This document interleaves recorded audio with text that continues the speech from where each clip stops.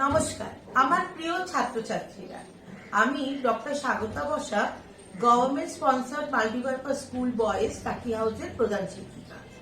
আমি আজ তোমাদের ক্লাস 12 এর বায়োলজিক্যাল সায়েন্সেস এর চ্যাপ্টার 11 এর মানব কল্যাণে জীবাণু মাইক্রোবস ইন হিউম্যান ওয়েলফেয়ার এই চ্যাপ্টারটার উপরে কিছু তোমাদের বলবো। মাইক্রোবস ইন হিউম্যান ওয়েলফেয়ার, মানব কল্যাণে জীবাণু, এই চ্যাপ্টারের সম্বন্ধে তোমাদের আমি বলবো।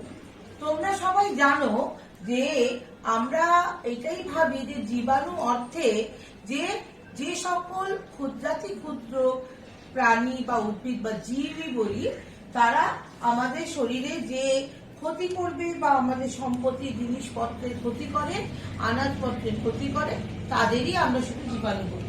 কিন্তু এই চ্যাপ্টারের নামেই তোমরা বুঝতে পারছো মানব কল্যাণে জীবাণু, মানে হিউম্যান ওয়েলফেয়ার, ভালোর জন্য, মানুষের সুবিধার জন্য, মানুষের দরকার প্রয়োজনে আমরা কিছু জীবাণু ব্যবহার করতে পারি। এই চ্যাপ্টারে আমরা তাদের সম্বন্ধে কিছু ধারণা তৈরি করব। দেখো, আমরা খাদ্য সামগ্রীতে প্রচুর পরিমাণে জীবাণু ব্যবহার করি, বিশেষ করে ব্যাকটেরিয়া, কিছু ফাঙ্গি, কিছু তোমার প্রোটোজোয়া, খাদ্য তৈরি করতে, তারপরে তোমার চর্মশিল্পে, ওষুধ শিল্পে, বিভিন্ন জায়গায় আমরা জীবাণু ব্যবহার করি। প্রথমেই আমরা বলছি বাড়িতে আমরা যেসব খাবার খাই, কিছু তার মধ্যে তোমরা নামগুলো শুনেছো, তার মধ্যে বেশ কিছু খাবারে আমরা কিন্তু ব্যাকটেরিয়া ব্যবহার করি। যেমন পনিরে দেখো, এটা দুগ্ধ প্রোটিন, এখানে আমরা স্ট্রেপ্টোককাস বা লিউকোনস্ট্রাম, আবার দেখো মাখন তৈরি করতে আমরা লিউকোনস্ট্রাম বা স্ট্রেপ্টোককাস ল্যাকটিস ব্যবহার করছি। আবার অপরদিকে ইয়োগার্ট, যেটা যে শরতলা দুধ যেটাকে বলা হয়, সেখানে আমরা ল্যাক্টোব্যাসিলাস বুলগারিকাস বা স্ট্রেপ্টোককাস থার্মোফিলাস ব্যবহার করছি। ঘোল তৈরি করতে ল্যাক্টোব্যাসিলাস ল্যাকটিস, আবার যেটা আমরা বলি কেফির, মানে গেলানো দুধ, সেখানে স্ট্রেপ্টোককাস ল্যাকটিস ব্যবহার হচ্ছে। এরকম ভাবে তোমরা অনেকগুলো বিভিন্ন দুগ্ধজাত বস্তু এবং তার মানে ডেয়ারি আর ডেয়ারি প্রোডাক্টসে আমরা অনেক ব্যাকটেরিয়া ব্যবহার করছি। সেটার উদাহরণ এখানে পাচ্ছ। এখানে যেমন পাবে, তোমাদের বইতেও লেখা আছে, সেখান থেকে পড়তে পারবে। সাইন্টিফিক নেম লেখার সময় অবশ্যই করে, তোমরা তো আর বইয়ের মতো করে ছাপিয়ে লিখতে পারবে না যে আইটালিক্সে লিখলে হয়ে যাবে, তোমাদের নিয়ম মেনে লিখতে হবে। সেটা হলো যে স্পেসিফিক নেম যেটা, সেটা তোমার ছোট হাতে লেখা হবে, আর জেনেরিক নেম যেটা, সেটা বড় হাতে লেখা হবে স্টার্টিং এ। যেমন এখানে দেখছো লিউকোনস্ট্রামকে এলটা বড় হাতে জেনেরিক নেম, আর স্পিসিস নেমে দেখো এখানে তোমার সিটা ছোট হাতে লেখা হয়েছে, তাই তো? তো এইভাবে আমরা লিখে আবার আলাদা আলাদা করে আন্ডারলাইন করে দেবো। এটা যেখানেই তুমি সাইন্টিফিক নেম লিখবে, সেখানেই এই কাজটা করতে হবে। এরপরে দেখো, আমরা আরো কিছু জায়গায় যাচ্ছি খাদ্য বস্তুর মধ্যে। যেমন ধরো টেটি, যেটা সেটা একটা দুধের প্রকৃতি, সেখানে ল্যাক্টোব্যাসিলাস ল্যাকটিস আমরা ব্যবহার করছি। ইডলি ধোসা তোমরা খুব জানো। এই দেখো, এখানে আমি ছবি দিয়েছি কিছু। এখানে যেমন ধোসা, ইডলি, চিজ, ইয়োগার্ট, ধোকলা, যেগুলো আমরা ফার্মেন্ট করে খাই, মানে সন্ধান প্রক্রিয়া ব্যবহার করে তৈরি করি। সেই ইডলিতে দেখো চাল, ডাল, গুঁড়ো, এগুলোকে লিউকোনস্ট্রাম ব্যাকটেরিয়া ব্যবহার করছি। আবার ফিশ সস, এটা তৈরি করতে ছোট ছোট মাছ থেকে তৈরি করা হয়, এটা এক প্রকার ব্যাসিলাস ব্যবহার করছি।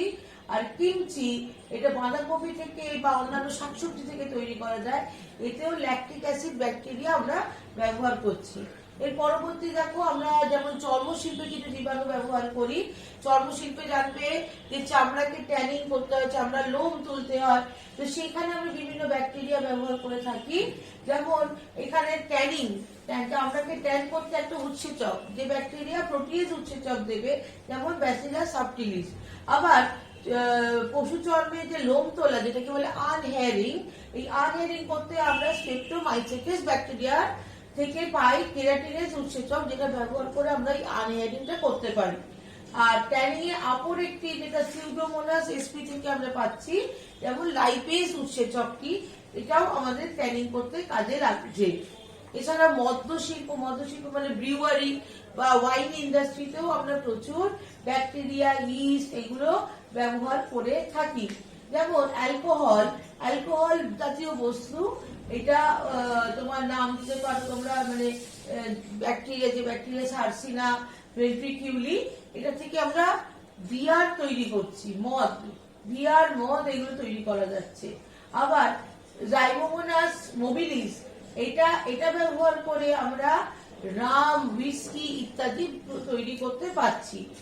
অ্যালকোহল, আরেক রকমের অ্যালকোহল যেটা বিউটানল, ক্লস্ট্রিডিয়াম অ্যাসিটিবিউটিলিকাম ব্যবহার করে আমরা কিন্তু মদ্য শিল্পে অ্যালকোহল, বিউটানল উৎপাদন করতে পারছি। এছাড়া ল্যাক্টোব্যাসিলাস ব্যবহার করে সাকিও আর এক রকমের তোমার মদের প্রকৃতি, এটা উৎপন্ন করা যাচ্ছে। ওষুধ তৈরি করতেও কিন্তু আমাদের নানান রকমের ব্যাকটেরিয়া ব্যবহার করি, বিশেষ করে অ্যান্টিবায়োটিক বলতে কি বোঝো? অ্যান্টিবায়োটিক ওষুধ হলো যেখানে আমরা ব্যাকটেরিয়া আমাদের দেহে সংক্রমণ করেছে, সেই ব্যাকটেরিয়াকে মানে শেষ করে দেওয়া, দেহকে ব্যাকটেরিয়া মুক্ত করার জন্য আমরা কিছু অ্যান্টিবায়োটিক তৈরি করি। মূলত ছত্রাক, তোমরা জানো পেনিসিলিয়াম রোটেটাম থেকে পেনিসিলিন নামক অ্যান্টিবায়োটিক তৈরি করেছিলেন আলেকজান্ডার ফ্লেমিং। ঠিক সেরকম ভাবে এখানেও দেখো আমরা বিভিন্ন ব্যাকটেরিয়া ব্যবহার করে বিভিন্ন আমরা অ্যান্টিবায়োটিকই তৈরি করে নিতে পারি। যেমন স্ট্রেপ্টোমাইসিস ব্রিসিয়াস, এটা দিয়ে আমরা স্ট্রেপ্টোমাইসিন তৈরি করতে পারি। সবই এখানে আমরা স্ট্রেপ্টোমাইসিসেরই স্ট্রেন দেখিয়েছি। স্ট্রেপ্টোমাইসিস ভেনিজুয়েলি, এটা থেকে ক্লোরোফেনকল তৈরি করতে পারি। টেট্রাসাইক্লিন, টেট্রাসাইক্লিন বা অক্সিটেট্রাসাইক্লিন এগুলো তৈরি করতে স্ট্রেপ্টোমাইসিস অরোফেসিয়েন্স বা রাইনোসাস ব্যবহার করতে পারি। এরিথ্রোমাইসিন তৈরি করতে স্ট্রেপ্টোমাইসিস এরিথ্রিয়াস ব্যবহার করতে পারি ইত্যাদি। এখানে আমি অনেকগুলোই দেখিয়েছি, এগুলো সবই তোমরা বইতে পাবে। তোমাদের মূলত একটা কি দুটো যদি তোমরা এই বইতে থেকে এইগুলো উদাহরণ মুখস্থ করে রাখো, নামগুলো, বিশেষ করে অ্যান্টিবায়োটিকের নাম এবং কোন ব্যাকটেরিয়া থেকে আমি সেটা লিখতে পারি, এটা কিন্তু পরীক্ষায় যদি চাই তোমরা লিখতে পারবে। এরপরে দেখো স্টেরয়েডও আমরা পাই, অনেক রকমের জীবাণু থেকে আমরা স্টেরয়েডও তৈরি করতে পারি। তোমরা এটা জানো যে হিন্দি সিনেমা, বাংলা সিনেমা অনেক হিরোদের দেখেছো, তাদের পেশি আস্ফালন করছে, মানে বড় বড় পেশি, 8 প্যাক 6 প্যাক পেশি দেখাচ্ছে। এইগুলো কি অনেক সময় শুনেছো যে এরা নাকি স্টেরয়েড ট্রিটমেন্ট করে। তো স্টেরয়েড ট্রিটমেন্ট, স্টেরয়েডটা পায় কোত্থেকে?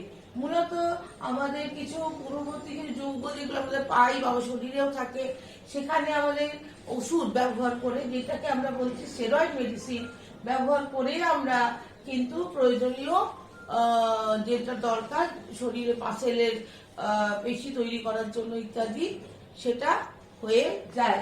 যেমন ধরো কর্টিজোল থেকে আমরা প্রেডনিসোলোন তৈরি করি, সেটা করে দেয় কে না, কোরাইনোব্যাকটেরিয়াম সিমপ্লেক্স। কর্টিজোল থেকে প্রেডনিসোনও তৈরি করা যেতে পারে। এছাড়া সিউডোমোনাস টেস্টোস্টেরন, এটা কি করে না, এটা টেস্টোস্টেরন 19 নট টেস্টোস্টেরন থেকে ইস্ট্রাডিওল এন্ড ইস্ট্রোন তৈরি করে দেয়। রাইজোপাস নাইগ্রিকাস, এটা কি করে, নাইগ্রিকাস এটা তৈরি করে দেয় প্রোজেস্টেরন থেকে 11 আলফা হাইড্রক্সি প্রোজেস্টেরন। এইগুলো সবই স্টেরয়েড হরমোন। যেমন এই ইস্ট থেকেও আমরা কিন্তু অ্যান্ড্রোসেনিডিয়ন থেকে টেস্টোস্টেরন হরমোন তৈরি করতে পারছি। এই সব হরমোনগুলো কিন্তু আমাদের শরীর প্রয়োগে আমাদের দেহের শক্তি, পেশি ইত্যাদি সাপ্লাই হয়ে থাকে। পেশি বাড়ে, শক্তি পাওয়া যায় এবং অনেক সময় দেহের মানে পরিবর্তন ঘটে যায়। এছাড়া তোমরা দেখো ভ্যাকসিনটা তোমরা আজকাল খুব কাগজে পড়ছো বা দেখছো, শুনছো যে যেমন কোভিড ভাইরাসের জন্য ভ্যাকসিন তৈরি করা হচ্ছে। তোমরা জানবে যে ভ্যাকসিনটাও কিন্তু একটা তোমার এডওয়ার্ড জেনার, উনি ভ্যাকসিন তৈরি করেছিলেন, প্রথমে স্মল পক্সের ভ্যাকসিন তৈরি করেছিলেন। কি মানে কাউপক্সের জীবাণু থেকেই উনি স্মল পক্সের ভ্যাকসিন তৈরি করেছিলেন। তাই তোমরা দেখো এখানে কলেরা রোগ সারাবার জন্য আমরা যে ভ্যাকসিনটা তৈরি করব, সেখানে আমরা ভিব্রিও কলেরি ব্যবহার করছি। আবার মাইক্রোব্যাকটেরিয়াম টিউবারকিউলোসিস, এই জীবাণুটা ব্যবহার করে যক্ষা অর্থাৎ তোমার টিবি রোগ, টিউবারকিউলোসিস রোগকে সারাচ্ছি। হ্যাঁ, ইয়ারসিনা পেস্টিস, এটা প্লেগ রোগের জীবাণু। এর থেকে আমরা যে ভ্যাকসিন তৈরি করব সেটা প্লেগ রোগ সারাতে কাজে লাগবে। এরকম ভাবে তোমরা আরো অনেকগুলো দেখতে পারো যেখানে আমরা জানি যে আমাদের জীবাণুগুলো ব্যবহার করে আমরা বিভিন্ন ভ্যাকসিন তৈরি করতে পারি। পরবর্তী ক্ষেত্রে আমরা ভিটামিন উৎপাদনে আসি। ভিটামিন আমাদের অনেক সময় শরীরে কাজে লাগে, বিভিন্ন রোগের জন্য আমাদের শরীরে ভিটামিনের অভাব পড়তে পারে বা খাদ্যের মধ্যে ভিটামিনের অভাব থাকতে পারে, তখন আমরা বাইরে থেকে কিছু মেডিসিন হিসেবে ভিটামিন নিই। যেমন রিবোফ্লাভিন, এই রিবোফ্লাভিন ভিটামিনটা আমরা ক্লস্ট্রিডিয়াম অ্যাসিডিবিলিকাম থেকে পেতে পারি বা মাইক্রোব্যাকটেরিয়াম তোমার স্পেগামেটিস থেকেও পেতে পারি। এছাড়া ভিটামিন B12, এটাও আমরা সিরোমোনাস ডিনাইট্রিফিকান্স বা ভিটামিন সি, এটা আমরা গ্লুকোব্যাক্টার অক্সিডেন্স থেকেও গ্লুকোনোব্যাক্টার অক্সিডেন্স থেকে পেতে পারি। আর কিছু উৎসেচকও আমরা ব্যাকটেরিয়া থেকে পাই, যেমন ব্যাসিলাস সাবটিলিস থেকে আমরা অ্যামাইলেজ পেতে পারি, ব্যাসিলাস সাবটিলিস থেকে আমরা বা অ্যাসপারজিলাস অরিয়াস থেকে আমরা প্রোটিয়েজ পেতে পারি, স্ট্রেপ্টোকক্কাস থেকে আমরা স্ট্রেপ্টোকাইনেজ এই উৎসেচকটা উৎপন্ন করতে পারি। শেষে আমরা অ্যাসিডের দিকে আসছি। অ্যাসিড উৎপন্ন করতে আমরা ল্যাকটিক অ্যাসিড পাচ্ছি ল্যাক্টোব্যাসিলাস বুলগারিকাস থেকে, গ্লুটামিক অ্যাসিড পাচ্ছি, এছাড়াও সাইট্রিক অ্যাসিড পাচ্ছি। এখানে ব্যাকটেরিয়া দেখিয়েছি, এখানে অ্যাসপারজিলাস নাইগার দেখিয়েছি, অ্যাসপারজিলাস নাইগার থেকে আমরা তোমার সাইট্রিক অ্যাসিড পাচ্ছি। এরপরে আমরা যেটায় আসব সেটা হলো যে আমরা কিভাবে বিভিন্ন ব্যাকটেরিয়া গুলোকে কেবলমাত্র কিছু জিনিস উৎপাদনে বা কোনো ইন্ডাস্ট্রিতেই ব্যবহার করা বা খাদ্য উৎপাদনে না, আরো অনেক কাজেও আমরা বৃহত্তর কাজেও আমরা সেটাকে ব্যবহার করতে পারি। যেমন দেখো এখানে আমি দেখিয়েছি যে আমাদের অনেকদিন ধরে বহুদিন ধরে আমরা রাসায়নিক সার বা পেস্টিসাইড, ইনসেকটিসাইড, উইডিসাইড এগুলো ব্যবহার করি। এর জন্য যেমন মাটির উর্বরতা কমছে, গাছের তোমার ফল বিষাক্ত উঠছে, গাছগুলো কেমন একটা প্রাণহীন হয়ে যাচ্ছে। ও এর সাথে কিন্তু পরবর্তীকালে দেখো আমাদের ওই বিষটা আমাদের শরীরেও ঢুকছে নানান উপায়ে, জলের মাধ্যমে, ফলের মাধ্যমে, সবজির মাধ্যমে আমাদের শরীরে প্রবেশ করছে এবং সেটা কিন্তু আমাদের শরীরেরও ক্ষতি করছে। তাই কীট পতঙ্গ, পোকামাকড় ইত্যাদি দমনের জন্য যদি আমরা কোনো যে ব্যবহার্য প্রতিনিধিদের পেস্টনাশক হিসেবে ব্যবহার করতে পারি তাকে কি বলি না পতঙ্গনাশক প্রতিনিধি বলবো। এবং সেটা যদি ধ্বংস করা হয় যে জৈব নিয়ন্ত্রণের মাধ্যমে যদি ধ্বংস করি সেই প্রতিনিধিকে বলি আমরা জৈব নিয়ন্ত্রণ প্রতিনিধি। এবারে এই প্রাকৃতিক শত্রু যারা, এদের মারার জন্য আমার যে জিনিস প্রয়োজন, মানে যেমন ধরো ছোট পোকামাকড় সেইগুলোকে বড় মাকড়সা মেরে খায়, তাহলে এই ছোট পোকামাকড়ের জন্য প্রাকৃতিক শত্রু কিন্তু তোমার বড় মাকড়সা। আবার মাকড়সাদের কে খায় না বড় বড় পাখি টাকিরা খেয়ে নেয়, তাহলে তাদের শত্রু হলো এই পাখি। তাহলে আমরা এইভাবে কিন্তু প্রকৃতি থেকে পাওয়া যায় এরকম জিনিসপত্র দিয়ে ছোটখাটো জিনিসগুলোকে বা তোমার ক্ষতিকর যে জীবাণু বা অন্যান্য জিনিসগুলোকে নষ্ট করে দিতে পারি। যেমন এই যে যাদের আমরা ব্যবহার করবো তাদের কিছু বৈশিষ্ট্য আছে, যেমন খুব দ্রুত বংশ বিস্তার করতে পারে, নতুন পরিবেশ সহজেই খাপ খাইয়ে নিতে পারে, এরা পোষক নির্ভর হয় এবং উচ্চ পরজীবিত্ব এদের থাকে না। তারপরে দেখো আরো কিছু, যেমন আমরা কি কি যেমন মেরুদণ্ডী প্রাণী হিসেবে আমি একটু আগে উদাহরণ দিচ্ছিলাম, যেমন গাপ্পি, খলিশা, ঝোনা ব্যাঙ, এদের আমরা ব্যবহার করি কি করতে, মশা লার্ভা ভক্ষণ করার জন্য। কুনো ব্যাঙ, স্যালামান্ডার, গিরগিটি, টিকটিকি এদের পতঙ্গ খায়। আবার অমেরুদণ্ডী প্রাণীর মধ্যে যেমন ৮০ রকমের প্রোটোজোয়া আমরা ব্যবহার করি পতঙ্গদের, এরা রোগ সৃষ্টি করে মেরে দেয়। আর্দ্রপ্রাণী পতঙ্গ, নেমাটোডা, এরা কি করে না পতঙ্গদের পরজীবী জাপানিজ বিটেলের উপরে এরা থাকে, এদের মানে ভক্ষণ করে এদের রোগ তৈরি করে এদের নষ্ট করে দেওয়া যেতে পারে। এবার দেখো কিছু সন্ধিপদ প্রাণীও দিয়েছি, যেমন টাইগার বিটেল, এটা কি করে গান্ধী পোকাকে খেয়ে নেয়। লেডিবার্ড বিটেল মাকড়সা খায়, একটু আগেই বলছিলাম। হ্যাঁ, মাকড়সা আবার কি করে, তার চাল পেতে নানা রকম পতঙ্গদের ভক্ষণ করে। মাইট, মাইট কি উদ্ভিদের পরজীবী রূপে বসবাস করে এবং পেস্টদের ভক্ষণ ধ্বংস করে দেয়। উদ্ভিদের শরীরে থাকে এবং থেকে উদ্ভিদের শরীরে নানা রকম যে পেস্ট ঢুকতে চায় তাদের কিন্তু ধ্বংস করে দেয়। অণুজীব, নানান রকমের ব্যাকটেরিয়া, ছত্রাক, ভাইরাস জৈবিক নিয়ন্ত্রণে বিশেষ ভূমিকা গ্রহণ করে। পেস্ট দমনের যে জৈবিক পদ্ধতি, সেখানে আমরা কয়েকটা উদাহরণ দিয়েছি এখানে আবার, যেমন শিকারী পাখি ব্যবহার করে আমরা লেডিবার্ড বিটেল, লেবু গাছের পেস্ট আইসেরিয়া পারচেজি শত্রু হিসেবে একে ব্যবহার করা যেতে পারে। মানে লেবু গাছের যে পেস্ট আইসেরিয়া পারচেসি, তাই মানে যেমন লেডিবার্ড এদের কি করে না খেয়ে নেয়, আইসেরিয়া পারচেসিকে খেয়ে নেয় লেডিবার্ড বিটল। আবার দেখো নর্দমায় বা এসব জায়গায় আগেই বলেছি গ্যাম্বুসিয়া দিয়ে মশার লার্ভা মেরে দেওয়া যেতে পারে।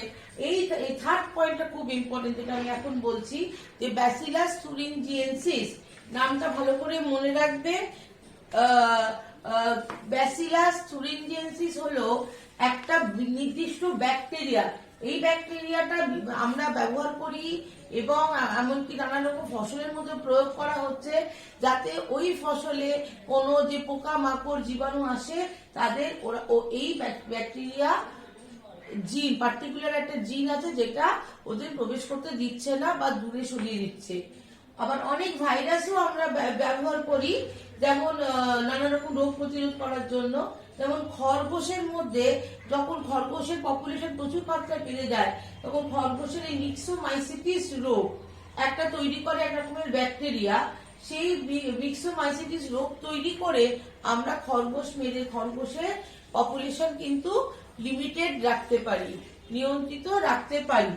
ঠিক আছে, এরপরে আরো কি কি পদ্ধতি আমরা ব্যবহার করতে পারি, যেমন পুরুষ নির্বীজকরণ পদ্ধতি ইউজ করতে পারি।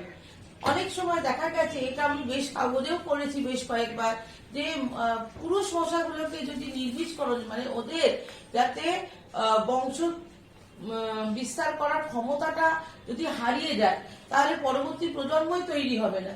সেই পতঙ্গদের কিছু জাতীয় কিছু মানে এরকম যারা পেস্ট, এদের আমরা কি করতে পারি না কিছু রেডিয়েশন বা অন্য কোনো পদ্ধতি দ্বারা এদের নির্বীজকরণ ঘটিয়ে এদের পপুলেশন কমাতে পারি। এছাড়া বারবার বলছি, এই পয়েন্টটা বারবার আসবে, ব্যাসিলাস থুরিনজিয়েন্সিস একটি টক্সিন উৎপাদনকারী জিন আছে এর মধ্যে, যেটাকে আমরা বলছি বিটি, বড় হাতের বি ছোট হাতের টি, উৎপাদনকারী জিন বিটি।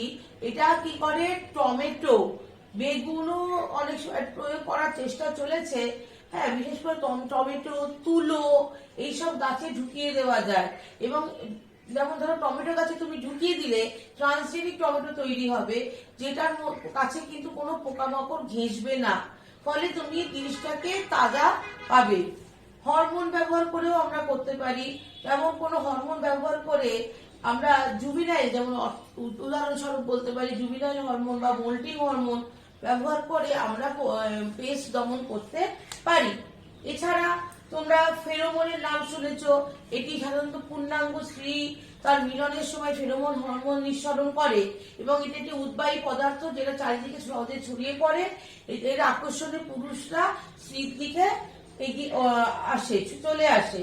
কিন্তু তুমি যদি ফেরোমন হরমোনটা আর্টিফিশিয়ালি তৈরি করে কোথাও রাখো এবং তার আকর্ষণে যখন পুরুষরা ঝাঁকে ঝাঁকে সেখানে আসবে, তুমি তাদের কিন্তু খাঁচায় বন্দি করে তাদের মেরে ফেলতে পারবে। এইভাবে কিন্তু এদের পেস্টদের পপুলেশন কিন্তু তুমি নিয়ন্ত্রণ করতে পারবে। এবারে আমি আরেকটা পরবর্তী যে অংশে চলে আসছি, যেমন বায়োফার্টিলাইজার এবং ফার্টিলাইজার্স অফ বায়োলজিক্যাল অরিজিন, মানে জীবসার ও জৈব সার। Biofertilisers and fertilisers of biological origin, এই কথা দুটো জীবসার আর জৈব সার শুনে মনে হচ্ছে একই জিনিস, আন্টি দুবার লিখলেন কেন? একটু আলাদা আছে, আমি যখন বলবো তোমরা বুঝে যাবে। দেখো, আমরা মাটিতে আমরা অনেক রাসায়নিক পদার্থ ব্যবহার করি, ছোট ছোট ক্লাসে 7, 8-এ তোমরা পড়ে এসেছো যে তার জন্য মাটির অম্লত্ব, অ্যাসিডিটি বা খারত্ব অ্যালকালিনিটি বেড়ে যায়, উর্বরতা কমে যায়। তাই বিজ্ঞানীরা ভাবলো যে জৈবিক পদার্থ যদি ব্যবহার করে আমরা করতে পারি তাহলে সেটা খুব ভালো হতে পারে। তা যে সক্রিয় কতগুলি গোষ্ঠীর অণুজীব যেমন ব্যাকটেরিয়া, শৈবাল, ছত্রাক এককভাবে বা মিশ্রিতভাবে জমির মধ্যে আমরা ব্যবহার করে আমরা কি করতে পারি, যে গাছকে পুষ্টি প্রদান করতে পারি, তার বৃদ্ধিতে সাহায্য করতে পারি, সেই সব জিনিসগুলোকে আমরা বায়ো ফার্টিলাইজার বলবো। জীবজাত পদার্থ কিংবা জীব পদার্থ যখন সার হিসেবে ব্যবহার করা হয় তখন তাকে জৈব সার বলা হয়। মানে যত রকমের জৈবিক পদার্থ বা জীবজাত পদার্থ আমরা ব্যবহার করছি বা জীবকে নিজস্ব মানে জীবটাকে ব্যবহার করছি, সেই জৈব বা জীব এদের সবাইকে একত্রে আমরা বলছি জৈব সার। তো জৈব সারকে আসলে মূলত আমরা দুটো ভাগে ভাগ করতে পারি, ম্যানিওর এবং জীব সার। তাহলে এখানে তোমরা বুঝতে পারছো যে জীব সার হলো জৈব সারের একটা অংশ, ম্যানিওর এবং জীব সার।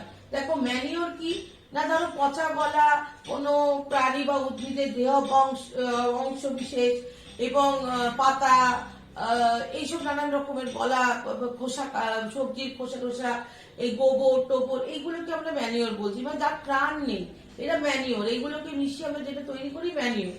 আর জীবসার যেমন ব্যাকটেরিয়া, ছত্রাক, এদের প্রাণ আছে কিন্তু এরা মাটির মধ্যে মেশানো হচ্ছে বা উদ্ভিদের মধ্যে থাকছে এবং মাটির উর্বরতা বা গাছকে পুষ্টি, মাটি থেকে পুষ্টি টানতে সাহায্য করছে, তাই ওদের আমরা বলছি জীবসার। অর্থাৎ জীবসার হলো জৈব সারের একটা অংশ বিশেষ। ম্যানিওর কি না, পশু পাখির বর্জ্য পদার্থ, পরিত্যক্ত অণুজীব জাতীয় দ্রব্য, শুকনো গাছপালা, পাতা প্রভৃতি পচে যে সার তৈরি হয় তাকে আমরা ম্যানিওর বলি। ম্যানিওর প্রধানত 3 প্রকার হতে পারে: গোলাবাড়ি উঠানজাত সার, মিশ্র সার এবং সবুজ সার। এবার জীব সার, যেটা মূলত আমরা মাইক্রোবস এ পড়বো, সেই জীব সার বা বায়ো ফার্টিলাইজার মূলত 3 ধরনের হতে পারে। একটা হলো অণুজীব বায়ো ফার্টিলাইজার, একটা হলো নীলাভ সবুজ বা সাইনোব্যাকটেরিয়াল বায়ো ফার্টিলাইজার, আর একটা হলো ছত্রাকজাত বায়ো ফার্টিলাইজার।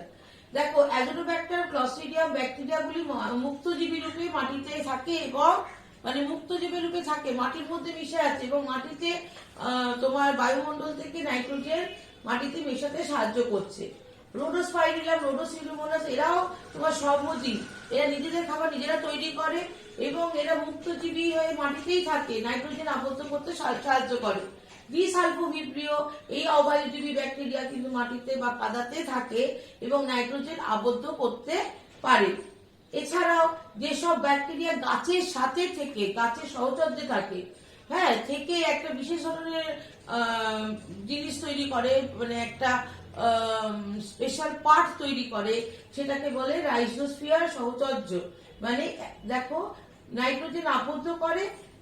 কোন উচ্চ প্রাণীর গাছে মূলের কাছাকাছি কিছু ব্যাকটেরিয়া বসবাস করে এবং ওদের এত কাছে থাকে, এরা সহাবস্থান করছে যে এই টোটাল বস্তু মানে ওই তোমার গাছের মূল আর ওই ব্যাকটেরিয়াকে একত্রিত ভাবে আমরা কি বলছি, রাইজোস্ফিয়ার সহচর্য।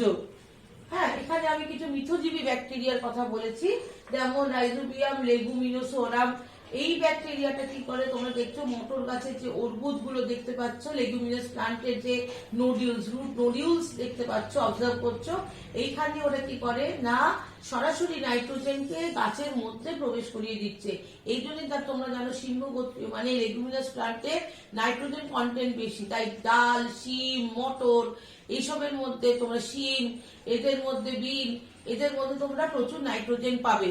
তাই তোমার যদি বলি উদ্ভিজ্জ প্রোটিন কোথায় পাবে, তখন তোমরা এইসব গাছগুলির নাম করো, কারণ প্রোটিনের অত্যাবশ্যীয় মৌল হলো নাইট্রোজেন এবং এই গাছগুলো প্রচুর পরিমাণ নাইট্রোজেন এই ব্যাকটেরিয়া আছে বলেই পায়। ফসফেট ব্যাকটেরিয়া, ব্যাসিলাস, মেগাথেরিয়াম, সিডোমোনাস, এরা ফসফেটেজ উৎসেচক ক্ষরণ করে এবং অজৈব বস্তু থেকে ফসফেট বের করে মাটিতে মিশিয়ে দেয় এবং সেটা আস্তে আস্তে উদ্ভিদ সেটা শোষণ করে নিতে পারে। এরপরে দেখো সায়ানোব্যাকটেরিয়া, যেটা আরেকটা গ্রুপ বলেছি, যেমন অ্যানাবেলা, নস্টক, অলোসোরিয়া, এরা স্বাধীনজীবী সায়ানোব্যাকটেরিয়া, এরা নাইট্রোজেন স্থিতিকরণ ঘটাতে পারে। আবার মিথজীবী মানে অন্য গাছের মধ্যে থেকে সাহায্য করছে, যেমন অ্যাজেলা পিনাটা, ফার্ন, এরা কি করে ফার্ন গাছে অ্যানাবেলা অ্যাজেলা নামক যে সায়ানোব্যাকটেরিয়া থাকে সেটা জন্মায় এবং নাইট্রোজেন আবদ্ধ করতে সাহায্য করে। ছত্রাক গাছের মূলে ঘনিষ্ঠ সম্পর্ক স্থাপন করেও থাকতে পারে। তোমাদের প্রথমেই বলেছিলাম ব্যাকটেরিয়া তারপরে বললাম সাইটোব্যাকটেরিয়া, এখন শেষে বলছি ছত্রাক। এরা দেখো এখানে উদ্ভিদের মূলের কাছাকাছি অবস্থান করতে পারে এবং এদের সহাবস্থানকে বলা হয় মাইকোরাইজা। এই মাইকোরাইজার ছত্রাকরা অনেক সময় কি করে, উদ্ভিদের জাস্ট বাইরে আস্তরণ তৈরি করে, আবার অনেক সময় কি হয় গাছের ভেতরেও ঢুকে যেতে পারে। যখন বাইরে মাইকোরাইজা গঠন করে তখন তাকে বলে বহি মাইকোরাইজা। কোথায় পাবে না ফ্যালাস, বলিটাস এরা তৈরি করে। আর যখন গাছের উদ্ভিদের ভেতরে ঢুকে যাচ্ছে তখন অন্তঃমাইকোরাইজা বলা হচ্ছে, যেমন গ্লমাস, অ্যাসপারজিলাস, এরা এই অন্তঃমাইকোরাইজা তৈরি করতে পারে। আর ভ্যাম, এই অন্তঃমাইকোরাইজা যখন ঢুকে যাচ্ছে ভেতরে অবস্থান করছে, তখন ওরা বড় বড় নোডিউল, যেখানে ওরা নাইট্রোজেন শোষণ করে মানে তোমার মাটির থেকে ওরা নাইট্রোজেন শোষণ করে উদ্ভিদকে দিচ্ছে, সেখানে বড় বড় নোডিউলের মতো দেখতে পাবে। সেই আকৃতিটাকে বলা হচ্ছে ভ্যাম, ভেসিকুলার আরবাস্কিউলার মাইকোরাইজে। ঠিক আছে, এটা কিন্তু আসে তোমার এখানে যা যা আমি বললাম সাইন্টিফিক নেম খুব বেশি না এলেও তোমার পদ্ধতি বা জীব সার কাকে বলে, জৈব সার কাকে বলে, কোন তুমি কিভাবে পেস্ট দমন করবে, বায়োলজিক্যাল নিয়ন্ত্রণ পদ্ধতিগুলো আলোচনা করো, এইভাবে প্রশ্ন তোমাদের আসতে পারে। বেশি বড় বড় প্রশ্ন না এলেও ছোট ছোট প্রশ্ন আসবে এখান থেকে, ভালো করে পড়ো। আর আমি এই স্লাইডটা তৈরি করার জন্য অ্যাকনলেজমেন্ট জানাচ্ছি। আমি ইন্টারনেটের Google pictures, Femina, www India, Shutterstock, Britannica, Wikipedia এইসবের সাহায্য নিয়ে এই তোমাদের এই চ্যাপ্টারটা তুলে ধরেছি তোমাদের সামনে। এছাড়া আমি উচ্চ মাধ্যমিক জীববিদ্যা ডক্টর তাপস দেব ও ডক্টর দুলাল চন্দ্র সাঁতরার বই ব্যবহার করেছি, তাই জন্য তাদেরকে আমি কৃতজ্ঞতা জানাই। আশা করি তোমরা ভালো করে এই চ্যাপ্টারটা বুঝেছো। যদি কোনো সমস্যা থাকে অবশ্যই করে তোমরা কাউন্সিলকে জানাবে। আমি চেষ্টা করব তোমাদের সব প্রশ্নের উত্তর দিয়ে দিতে। ভালো থেকো।